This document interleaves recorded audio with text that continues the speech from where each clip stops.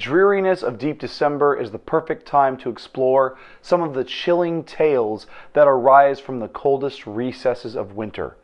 Many of folklore and even some popular works are set during this season, when the nights are darker and more bleak, and the veil between this world and the next is at its thinnest. I'm your host, Garrett K. Jones, and this month for Author Awareness, I'm interviewing writer Stormi Lewis about her paranormal thrillers.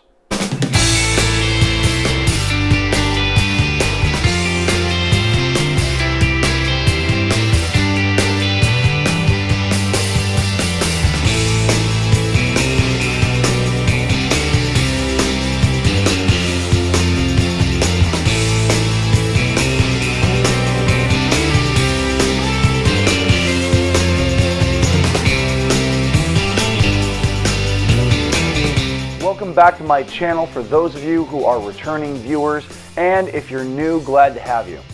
If you're wondering what you can do to become a channel supporter, you can find links for Patreon and the merch store down in the video description. I'll talk about both of those options more towards the end of the video. By far the fastest and easiest way for you to support what we do here is by becoming a subscriber. So click the subscribe button and smash that like button. A couple of things that I want to share with you before we jump into the interview. First, if you're interested in picking up copies of my series, The Archives of Async Ran, it will be available for free download on Kindle for 1 week starting Monday, December 13th. Second, next week's Creators Corner video will be the final new episode of 2021. I'm taking Christmas and New Year's off. But, don't worry. There's going to be a new teaser for all the things coming up in January, so don't freak out too much. Before going any further with the video, be sure to subscribe and click the bell icon for notifications on new videos.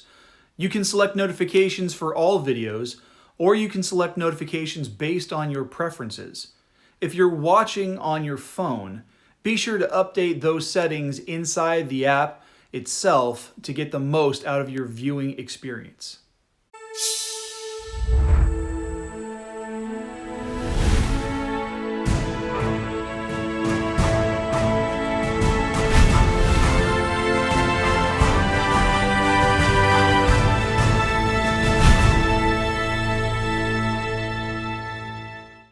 So I connected with this month's interviewee through a mutual connection with Stephen J. Galgan.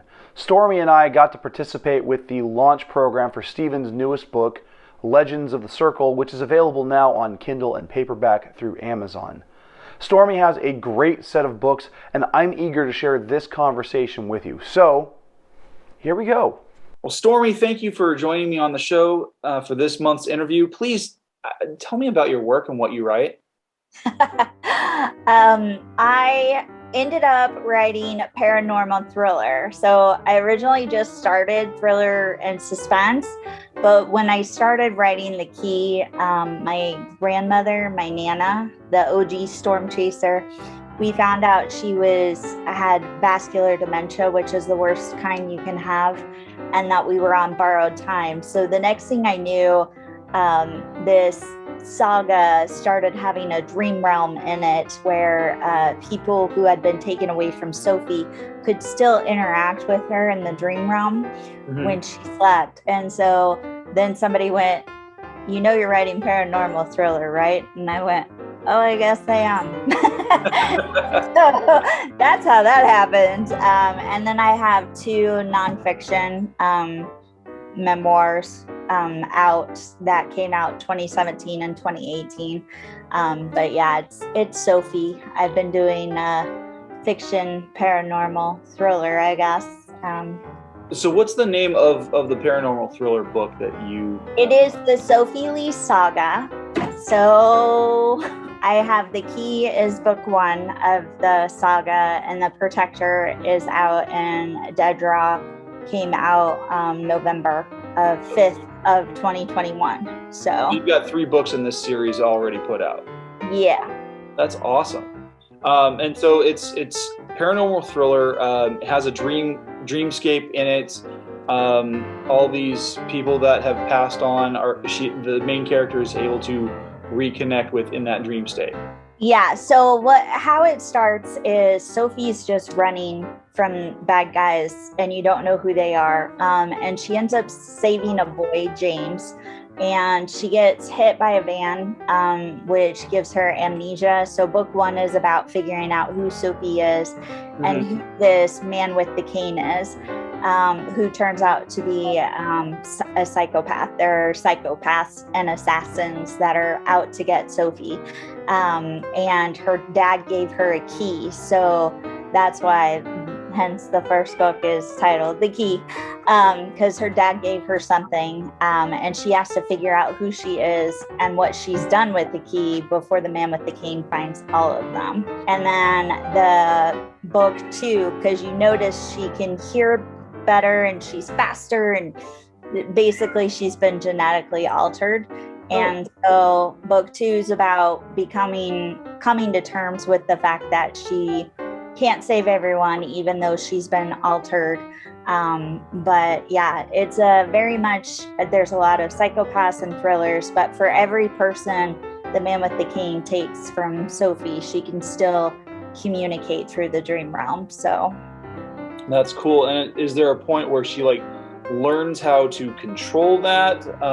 Because I'm assuming it's part of her character arc that she doesn't, and then yeah, so she kind of has to come to terms in the second book, not viewing her gifts as a curse anymore, because she's just like, I got the freaking short straw in this hot mess of life.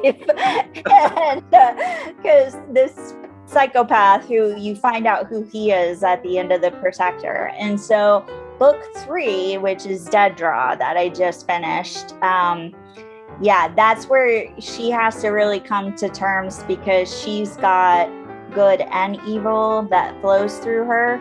And so being genetically altered, everything is enhanced. So she has to make sure she has balance. Yes. So Dead Draw really focuses on, there's 3 different battlefields. So there's a battle in the dream realm, because the man with the cane, his name is Algos. He's trying to break into the dream realm to control Sophie.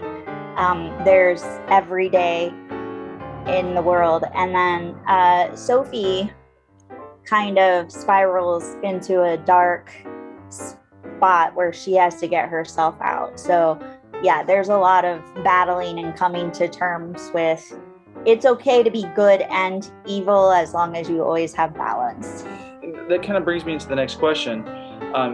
How'd you get into writing, and was this something that you've always wanted to do? I was born unknowingly bipolar. So books and dance were kind of how I dealt with the chaos inside my head. So I always wrote as a kid, but I also have an old soul and grew up on things like, my dad was huge into Stephen King and stuff. And so a lot of the things that I was writing, they didn't think was age appropriate. I got discouraged a lot. And, family members would be like, you don't make any money if you want to be an author. And since we already grew up in the trailer park, we were very poor. I think their generational thinking was that I had to go work for the man and have a corporate job and a steady job with a loyal company and stuff, which I didn't really do that much. I was a professional dancer and a sign language interpreter instead. I've had other jobs in between, but by the time I got to college, I'd just been so discouraged about my writing that I kind of put it off to the side. So I actually started writing The Key in middle school, wrote my first book. So Surviving the Storm, a lot of it, the first about 2/3 is about me just being dumb and trying new things and just trying to switch that mindset of, needing to make other people happy before I made myself happy. Right. And then the last third was about my marriage. And that really helped a lot of people, which blew me away. Everybody was like, the way you write, I feel like it's my story, and that it's me. And so I just had a lot of people coming up to me, but I was also graduating, and so I didn't get to write for a while. And then I was working for a travel insurance company during COVID. Great. And I was getting yelled at a lot. And as being bipolar, we feed off of other people's emotions. And it's crazy that I don't have to be face to face. If you're screaming in my ear for 40 plus hours a week, there's no way to escape it. And we were working from home. So there was I don't have another office where I can close the door and get that separation. Right. So I talked to a friend and I was like, I need to find balance. And so she's like, you have to write again. And I said, but I don't feel like I've done anything to do a chapter 2 to Surviving the Storm, because I graduated and then I was trying to work off that enormous debt you get from getting those pieces of paper. And I've just given up and decided that after I pass, they're just going to dig me out of the ground and go, nope, you still owe. So we're in the same boat, trust me. Yeah. My mom had mentioned, because she doesn't like it when I share being crazy and everything else. So she was like, well, just write fiction. If you're going to write, just write fiction.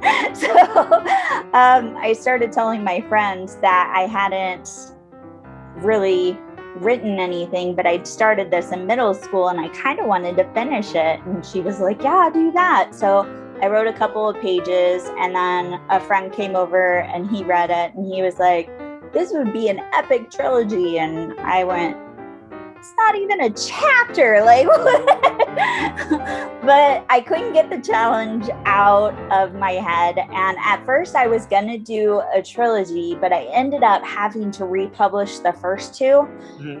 So I figure if I had to redo the covers anyway, crap, I have more books to write. So now it's a saga instead of a trilogy. Yeah, I get that, because initially the first iteration of my series was meant to be a trilogy only, and now I'm aiming at like 7 to 10 books, and I'm like, what is wrong with me? Call it a day, because I have no idea. I'm going to be the last one to know how many books are actually in this thing, so... Well, it sounds like you draw a lot from your personal experiences, as well as your own struggles with making sure that your mental health is balanced. What are some other inspirations that you draw from? So the OG Storm Chaser is no longer with us, but she was my favorite person on the planet. So this was the woman that no matter what I was doing, she would always tell me she was proud of me. She would always tell me how much she loved me before any conversation ever ended. And she's a pistol. And I know where I get my mouth from. And I know where I get my personality from. And my dad is just as bad. So that's where a lot of it came from. To be honest, Sophie didn't have a name, but I didn't have imaginary characters. I just had a more kick-ass version of myself, because like Sophie's the kind of person that can put bullies in their place, and she'll twist your arm behind your back and snap it in a second if it means you stop picking on the little people. And, so I kind of always, like I said, I didn't really have an imaginary friend, but I had Sophie floating around in my head, and that's why I wrote about her all the time. She's the better version of probably what I should be. I'm just old and mouthy now, but she actually follows through with the goodness part. The next question I have for you is, what has been one of the hardest parts or the biggest challenges in the creation of your work? I mean, you've mentioned some of the pitfalls of facing writer's block and being discouraged from writing. Has there been anything else that kind of stood as an obstacle to getting that work published? Not so much anymore. Well, I take that back. It's more nerve-wracking the more books I put out, which is funny. I thought the more I'd put out, the more I'd be like, oh, okay, I got this. No, it doesn't. It almost gets worse because you're like, now there's like a set expectation. When you do that first one, you're like, is anybody going to like it? And then when people love it, you're like, oh no, now I got to make sure I don't write like a New Moon where somebody's throwing the book on the other side of the room like I did because it was so bad. I don't want to write a bad book in the saga, you know. It's almost more nerve-wracking. I feel like I have more of those oh crap moments, more books I put out, and I'm not sure why. You would think it'd be the other way around. But really, it's not so much about publishing, setting deadlines and things like that. For me, I found the first book was the only book I've been able to write chronologically from start to finish. The other two have been very pieced together, which always makes you nervous, you know, because you're like, oh, I forgot this. Oh, I forgot this. Because I have a lot of characters and I actually tell from all of their point of views. So like sometimes I'll get going on like one person and then I'll be like, oh no, I almost killed so-and-so. I should probably decide if they're alive or dead now that I'm 5 chapters down. Like I have to kind of go back. And so piecing it together always makes me nervous. But then when I read through it, I'm like, hey, this actually works. Okay, good job. Like I said, it's not so much writer's block as just making sure that the story is still staying true to how it started kind of thing. So sometimes I feel like I have to take a day or two, like after I've written something, sometimes it just doesn't set right. Whereas other times I'm like, yes, I can't wait to tell somebody, and then nobody wants to hear it until your book's done. But, and that sucks. But other times I write something and I'm like, there's something that's just not sitting right. Like I'm missing something, but I can't see it right now. So usually I have to take like a day or two just to kind of process it. And then I'll go back and read it with fresh eyes. And half the time, like, I write it and I'm like, that's crap. But then I go back and I read it and I'm like, oh, this just needed to be tweaked. So it's, you know, it's a love-hate relationship as you go through it. And what I like about the whole writing process is that, and this is how I've dealt with similar things, is that I'll come up with something multiple chapters down the line and be like, oh, and I leave myself a little note saying, I got to go back to this, make sure this is correct, because otherwise, you know, those notes don't pop. Like if I don't go back and do it, I'm going to regret it later because I'll forget. Exactly. And like, for whatever reason, my books like to write themselves backwards. So from ending to, and I'm like, all right, really? Well, that's not necessarily a bad thing. I mean, in fact, I actually, when I was taking my fiction writing workshop class in college, one of the things that my instructor had us do it was just for a short story thing, like a 1-pager, but she had us come up with the beginning and ending, and then we had to kind of work the formula backwards and reverse engineer it. Like, how do we get from point B back to point A? Like, if we were to reverse this, what's the reverse sequence of events that would eventually, when you put it in and you press play, it goes from point A to point B the way it's supposed to. Right. And so doing that kind of exercise, it's really mind-bending, but at the same time, if you can kind of think in like 3 dimensions like that, it will actually help you write with that ending in mind.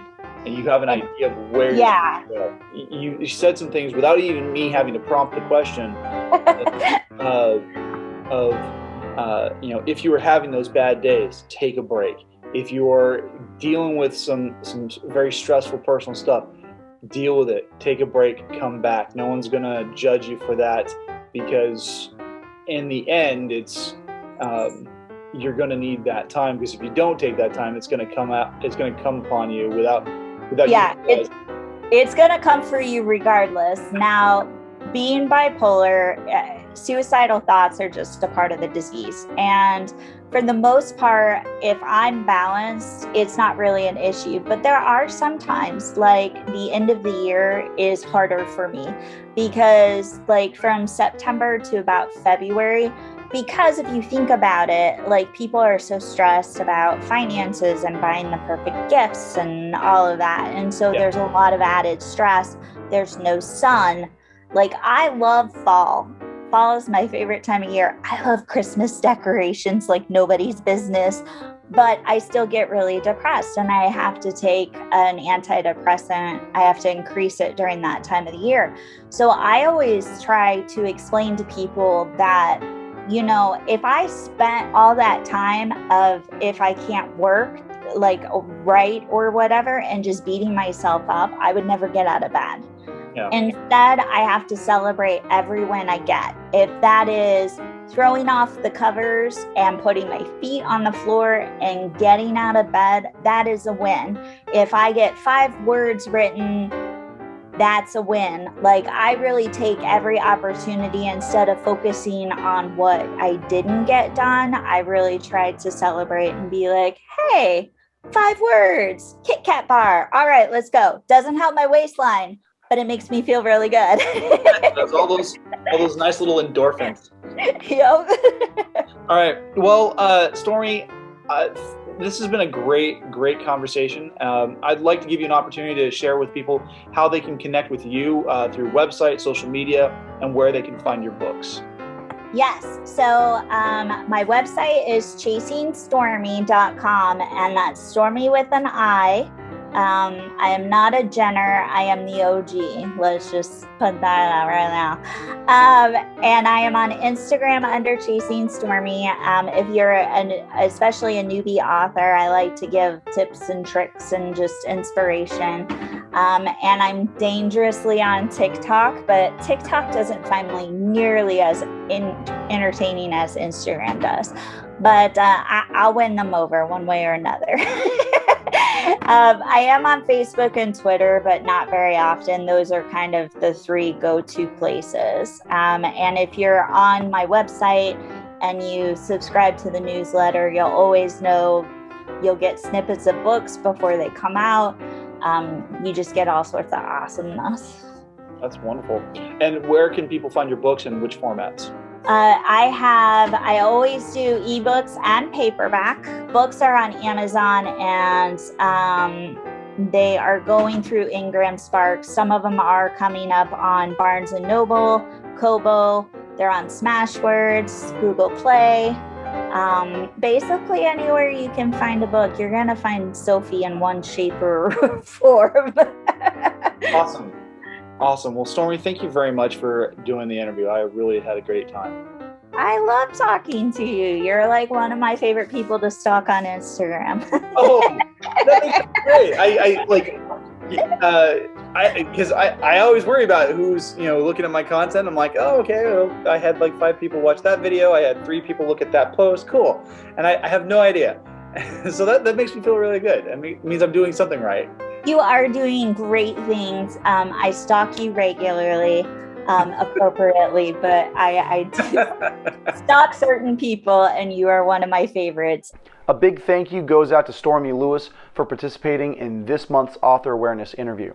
Now, if you're interested in picking up copies of all 3 of her books, those links are located down in the video description. Hey, thanks for watching. Please hit like and subscribe. And if you'd like to support this channel, you can do so on Patreon through one of 3 affordable support plans. Patrons get access to my blooper reels, behind the scenes videos, and so much more.